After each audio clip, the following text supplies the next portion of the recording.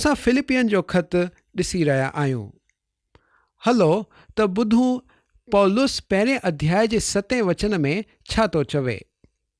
Philippian जो पहिरियों अध्याय ऐं 7 वचन असांखे ॿुधाए थो, तव्हां सभिनीनि जे बारे में मुंहिंजे लाइ हीअं सोचणु ठीकु ई आहे, छाकाणि त तव्हां सभु मुंहिंजे मन में बसियल हुआ आहियो, ऐं न छड़ो तॾहिं जॾहिं मां क़ैद खाने में आहियां, पर तॾहिं बि जॾहिं मां ख़ुशख़बरीअ जे सचाई जी रखिया कंदे हुन जी प्रतिष्ठा में लॻो हुयुमि। तव्हां सभु हिन किरपा में मुंहिंजा सहभागी रहिया आहियो। पौलुस फिलिपियन जे माण्हुनि खे चए थो त तव्हां सभिनीनि जे बारे में मुंहिंजे लाइ हीअं सोचणु ठीकु ई आहे, छाकाणि त तव्हां सभु मुंहिंजे मन में या दिलि में बसियल आहियो। पंहिंजे विश्वासी दोस्तनि खे पौलुस पंहिंजे दिलि में खणी घुमे थो। हे कहिड़ी अद्भुत ऐं सुठी जॻहि आहे, मन में या दिलि में रहणु। पौलुस अॻिते चई रहियो आहे त तव्हां कृपा में मुंहिंजा सहभागी आहियो। सहभागी हे अखर वरी असांखे सहभागिता या यूनानी अखर कोइना जी यादि थो ॾियारे, जेको असां पिछले प्रोग्राम में ॾिठो हुयो। ॿियो अखर आहे सुकोइनुनुस, जंहिंजो मतिलबु आहे गॾु सां ॿधल। तव्हांखे शायदि यादि हूंदो त पहिरें शमूएल जे 25 अध्याय जे 29 वचन में ख़ूबसूरत अबीगेल हे अखर चया जॾहिं उहा दावीद सां पई ॻाल्हाए। हे चवे पई त बि मुंहिंजे प्रभुअ जो जी तुंहिंजे परमेश्वर यहोवा जे जीवन रूपी गठरीअ में ॿधल रहंदो। तीअं पौलुस चवे थो त फिलिपिय जा माण्हू ऐं उहे पाण गॾु ॿधी ख़ुशख़बरीअ में सहभागी रहिया आहिनि। हे ॿुधी तव्हांखे पक थी वई हूंदी त प्रेरित पौलुस खे फिलिपिय लाइ ॾाढी कोमल भावनाऊं हुयूं। हुन जो हिन कलीसिया सां ही सभिनीनि खां वधीक क़रीबी रिश्तो हुयो।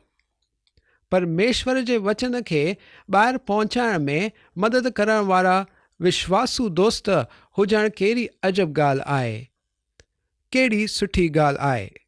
हिते आत्मिक ॻाल्हियूं आहिनि, प्यार ऐं दया सां भरियल मिलाप आहे, जंहिंमें हमेशह मिठास सां भरियल मिलाप प्राप्त थींदो आहे। हलो त अॻिते ॿिए वचन ते वधूं।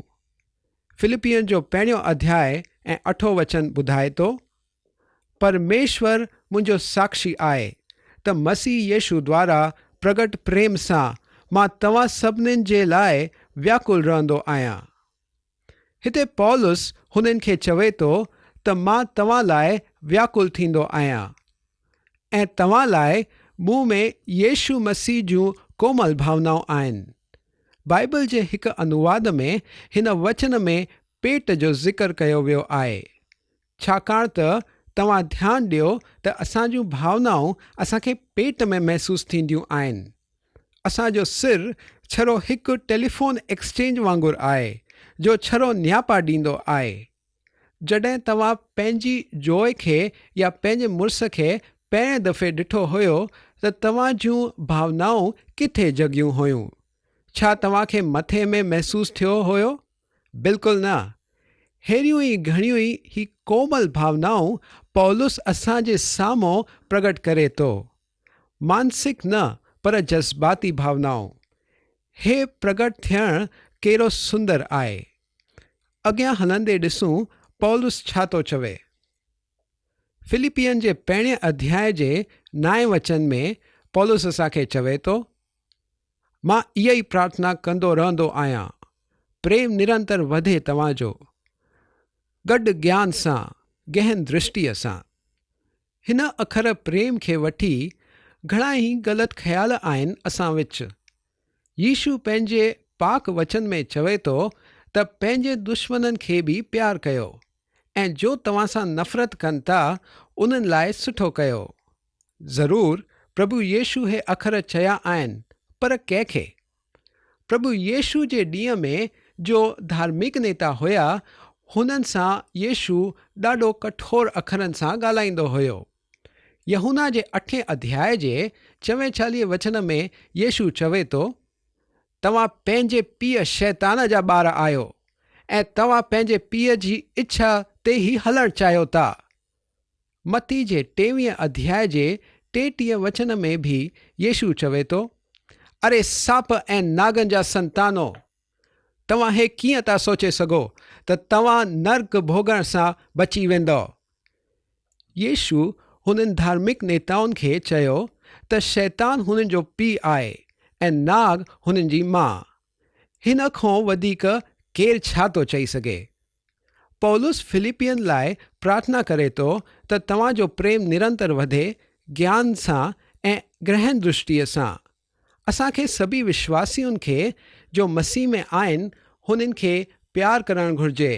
कॾहिं कॾहिं कुझु विश्वासियुनि खे ऐं असांजे कुझु दोस्तनि खे भी प्यार करणु मुश्किल थींदो आहे। असांखे बदसूरत खे भी प्यार करणु घुरिजे, पर ज्ञान सां ऐं गहनीअ नज़र सां। असांखे हीअं ई प्यार में किरणु कोन खपे, पर गहन नज़र ॾाढी अहमियत रखंदी आहे। हिकु प्रचारक हिकु माण्हूअ खे उद्धार जे रास्ते ते आंदो हुयो ऐं हुन येशूअ खे बि स्वीकारियो। प्रचारक ईअं ई ॻाल्हाईंदे हुन खां हुन जो हाल पुछो। हुन माण्हूअ अखियुनि में आश्रू वाईंदे चयो त हो पंहिंजो सामान हिकु होटल में छॾे आयो आहे ऐं हुननि खे ॾियण लाइ हुन वटि पैसा कोन हुया। प्रचारक प्रेम निभाईंदे हुन खे पैसा ॾेई ख़ुशि थी वियो। 6 हफ़्तनि खां पोइ प्रचारक हुन माण्हूअ जी तस्वीर अख़बार में ॾिठी। हो गिरफ़्तार थी चुको हुयो। हुन 6 महीना प्रचारकनि खे चरियो ठाहे हुननि जा पैसा खाई चुकियो हुयो। सच में प्यार सां हलण लाइ बि ज्ञान ऐं गहनी नज़र जी ज़रूरत आहे। असांखे माण्हुनि खे पंहिंजी गहनी नज़र सां परखणु अचणु खपे। हे वचन असांखे बचाए रखंदो आहे, छाकाणि त असां पाण खे ॼाण में या मालूमात में रखंदासीं ऐं पाण खे फसण खां बि बचाए रखंदासीं। त ज्ञान ऐं गहनी नज़र असांखे बचाए सघे थी, पर पौलुस हिननि जा ॿिया बि फ़ाइदा ॿुधाए थो। हे असां 10 वचन में पढ़ूं था।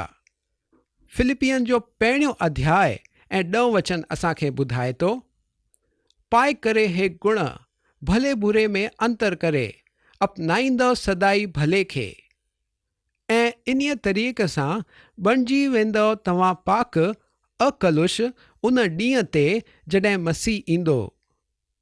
हिन वचन खे सम्झणु अहम आहे।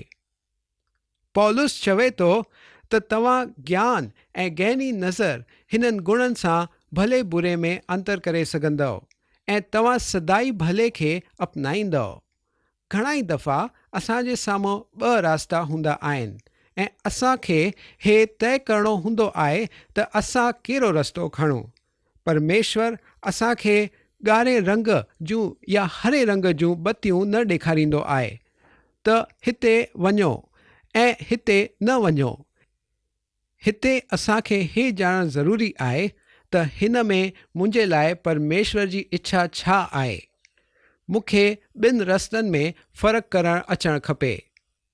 हिकु माण्हू खे धंधे जा 2 रस्ता खुलियल नज़र पिया अचनि। हुन कुझु तय करण खां पहिरियों प्रार्थना कई ऐं हिकु रस्ते ते वधियो। हुते हुन खे कुझु बि फ़ाइदो कोन थियो त हुन ॿियो रस्तो खयों। हे ॿियो धंधो कंदे हुन खे हे महसूसु थियो ऐं हुन ॼाणई त परमेश्वर जी इच्छा में हुन खे हे ई धंधो करणु खपे।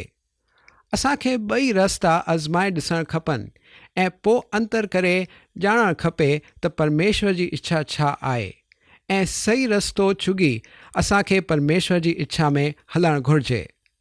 अॻिते पौलुस चई रहियो आहे त तव्हां पाक बणी वेंदव, या असां सचा खरा ऐं ईमानदार हे अखर बि हिते वापरे सघूं था। लातिन ज़बान में हिननि अखरनि लाइ हिकु अखर सिंसेरुस हे वापरियो वेंदो हुयो ऐं हिन जो मतिलबु आहे मेम जे बिना। अचो त त ॾिसूं हिन जे पुठियां वजह छा आहे। जॾहिं रोमी हिकिड़े वक़्त में दुनिया में सभिनीनि खां वधीक ताक़तवर हुया, तॾहिं हुननि ॾाढे बेरहमीअ सां यूनानी जॻहियुनि खे तबाह कयो हुयो। पर जॾहिं रोमी कला खे ॼाणण लॻा ऐं हुन में वधण लॻा, तॾहिं यूनानी कलाकृतियूं हुननि खे सुठियूं लॻण लॻियूं ऐं उहे ई हो गॾु करण लॻा ऐं इकट्ठा करण लॻा। पर घणियूं ई शयूं टुटी पयूं हुयूं। तॾहिं हुते हूंदे धंधे वारा मूर्तियुनि जे ऐं ॿियनि कलाकृतियुनि जे चीरनि में मेम विझी खरो माल चई विकिणंदा हुया। माण्हू शयूं वठी वेंदा हुया ऐं धंधे वारनि जी पोल गर्मियुनि में ई खुलंदी हुई, जॾहिं हो मेम पिघरी वेंदी हुई। आख़िर में सचा धंधे वारा पंहिंजी कलाकृतियुनि ते सिंसेरुस हे अखर वापरे विकिणंदा हुया, हे साबित करण लाइ त हे कलाकृति खरी आहे ऐं हिन में मेम कोन भरियल आहे। इन्हीअ करे फिलिपियन जे माण्हुनि खे ऐं हाणे असांखे ऐं तव्हांखे हिन वचन द्वारा पौलुस सम्झाए थो त खोटा न थियो, सचा खरा ऐं पाक थियो। हुननि माण्हुनि वांगुरु न थियो जो साम्हूं प्रभु जी स्तुति हुजे, हालेलुया हीअं चवंदा आहिनि, हे ॾेखारण लाइ कि हुननि जे मन में ॿियनि लाइ कहिड़ो प्यारु भरियल आहे, पर पुठियां छूरो टुंबण लाइ तयारु वेठा हूंदा आहिनि। इन्हीअ करे पौलुस चई रहियो आहे, खरा सचा ऐं पाक थियो। अॻिते पौलुस हे बि चई रहियो आहे त अकलुष थियो, विरोध जो कारण न थियो। हिन जो मतिलबु हे बि त थिए त बेइल्ज़ाम थियो। पौलुस हीअं चई रहियो आहे छाकाणि त मसीही ज़िंदगी जीअंदे ऐं प्रभुअ जो वचन जो प्रचार कंदे घणनि ई माण्हुनि खे बुरो लॻंदो ऐं उहे असां ते इल्ज़ाम लॻाए था सघनि ऐं असांजो विरोध बि था करे सघनि। असांखे यादि रखणु खपे त पौलुस जे प्रचार कंदे वक़्तु बि घणा ई माण्हू हुया जंहिंखे बुरो लॻो ऐं हुननि पौलुस जो विरोध बि कयो। हे ॻाल्हि विश्वासियुनि खे पंहिंजी कलीसिया जे प्रचारकनि लाइ प्रार्थना करण लाइ चुकनो करणु खपे। अगरि हो सच में परमेश्वर जो वचन थो ॾे त विरोध ज़रूरु हूंदो। विश्वासियुनि खे हुन जे पुठि बि हुन जी रक्षा करणु खपे ऐं प्रार्थना करणु खपे। हिकु प्रचारक हिकु फिल्मी सितारे जे देहांत ते परमेश्वर जो वचन प्रचार कयो। माण्हुनि खे हे सुठो कोन लॻो ऐं टीवीअ में बि इहा ख़बर आई त फिल्मीअ जगत में अॼु उहो ॿुधो जो हुन पहिरियों कॾहिं न ॿुधो हुयो। मसीही ज़िंदगी ऐं परमेश्वर जे वचन जो प्रचार विरोध आणंदो ई। पर पौलुस चई रहियो आहे त विश्वासियुनि खे पाण बेइल्ज़ाम हुजणु खपे। हिकु प्रचारक ॿिए प्रचारक खे हे सलाह ॾिनी, दोस्त, विरोध ऐं विरोधी घणा ई ईंदा, पर हे ध्यानु ॾिजांइ त हो इल्ज़ाम सचा न हुजनि ऐं तूं पाण खे सचो ऐं बेइल्ज़ाम रखजांइ। पर केसि ताईं, हे तव्हांजो सुवालु हूंदो, केसि ताईं हे कंदा ईंदासीं? पौलुस चवे थो, यीशु मसीह जे अचण वारे ॾींहं ताईं।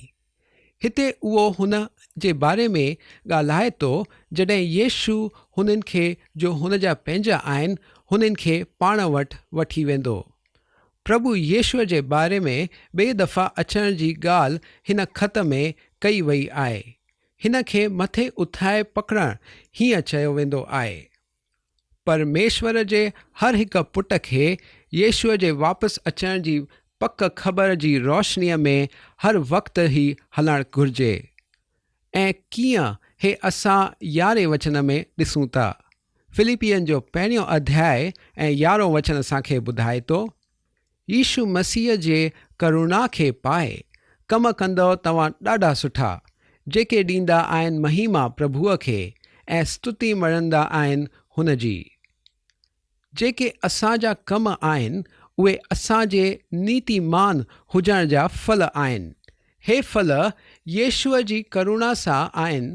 हुन जो पवित्र आत्मा असांजे ज़िंदगीअ में विश्वासियुनि जे ज़िंदगीअ में फल उगाए थो ऐं आत्मा जा फल प्यार, आनंद, शांति, धीरता, नम्रता, नेकी, विश्वास, दयालुता ऐं पाण ते संयम हे उपजाईंदो आहे त असांखे आत्मा जा फल उत्पन्न करण जहिड़ो जीवन जगणु खपे। असां हाणे 12 वचन पढ़ंदासीं। फिलिपियन जो पहिरियों अध्याय ऐं 12 वचन असांखे ॿुधाए थो, भाउर, मां तव्हांखे ॼाण ॾियणु चाहियां थो त मूंसां जो कुझु थियो आहे हुन सां सुसमाचार खे वधाई ई मिली आहे। पौलुस फिलिपियन खे इहा सिट चवंदे ॾाढो ज़ोर ॾेई थो ॻाल्हाए।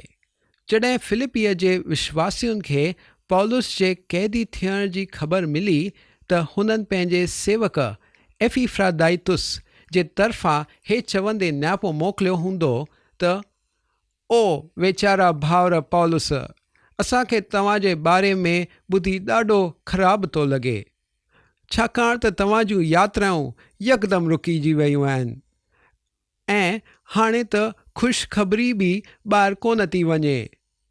हिन ते पौलुस चई रहियो आहे त ॾिसो, मां तव्हांखे ॼाण ॾियणु चाहियां थो त ख़ुशख़बरी हाणे बि ॿाहिरि वञी रही आहे ऐं मूंखे जो बि थियो आहे उहो ख़ुशख़बरीअ लाइ रुकावट याने बाधा कोन्हे, बल्कि मुंहिंजे हालति हिन खे वधाई ई ॾिनी आहे।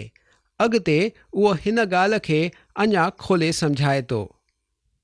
अॼु असां ॾिसूं था त कीअं परमेश्वर जो वचन चाहे थो त असांजो हृदय पाक ऐं बेइल्ज़ाम हुजणु खपे ऐं कीअं त परमेश्वर जे ज्ञान सां असां प्यार त करे सघूं था पर फसण खां बि बचूं था। पर हे सभु शयूं तव्हांजे ज़िंदगीअ में कॾहिं उत्पन्न थियूं थियनि? जॾहिं तव्हांजे दिलि में पवित्र आत्मा थो अचे। ऐं पवित्र आत्मा तव्हांजे दिलि में कीअं अची थो सघे? जॾहिं तव्हां यीशु खे ग्रहण करे पंहिंजो उद्धारकर्ता करे पंहिंजो प्रभुअ करे स्वीकारो था, तेसि ताईं तव्हां उद्धार नथा पाए सघो। त मुंहिंजा दोस्त, तव्हां हे प्रोग्राम ॿुधो था, छा प्रभु तव्हांजे दिलि सां हिन प्रोग्रामनि द्वारे ॻाल्हाए थो? अगरि ॻाल्हाए थो त तव्हां छो न उनखे प्रतिसाद ॾियो, छो न हुन वटि अचो? उहो ई सचो खज़ानो आहे, उहो जल आहे, उहो ई जीवंत जल जेको अगरि तव्हां पीअंदव त तव्हांखे वरी उञ न लॻंदी। छा तव्हां प्रतिसाद ॾींदव? छा तव्हां हिन परमेश्वर खे पुकारींदव कि हो अचे ऐं तव्हांजे दिलि में राज करे? तव्हांजा बोझ छा तव्हां हिन खे ॾींदव? छा पंहिंजे तकलीफ़ हिन जे साम्हूं वठी ईंदव? हुन चयो आहे त तव्हां पंहिंजा सॼा बोझ मूंखे ॾियो, छो त मां तव्हांजा बोझ खयां आहिनि, मां तव्हांजी चिंता कंदो आहियां। अचो, अगरि तव्हां हे करणु चाहियो था त अचो असां हिकु नंढी प्रार्थना कयूं ऐं हिन प्रार्थना में तव्हां दिलि सां जिथे बि तव्हां वेठा हुजो पंहिंजो सिर झुकाए दिलि सां तव्हांजे निर्माणकर्ता हुन परमेश्वर खे पुकारियो जंहिं पंहिंजो पुटु तव्हांजे लाइ हिन दुनिया में मोकिलियो ताकी तव्हांखे पापनि मां माफ़ी ऐं हमेशा जी ज़िंदगी ऐं छुटकारो मिली सघे।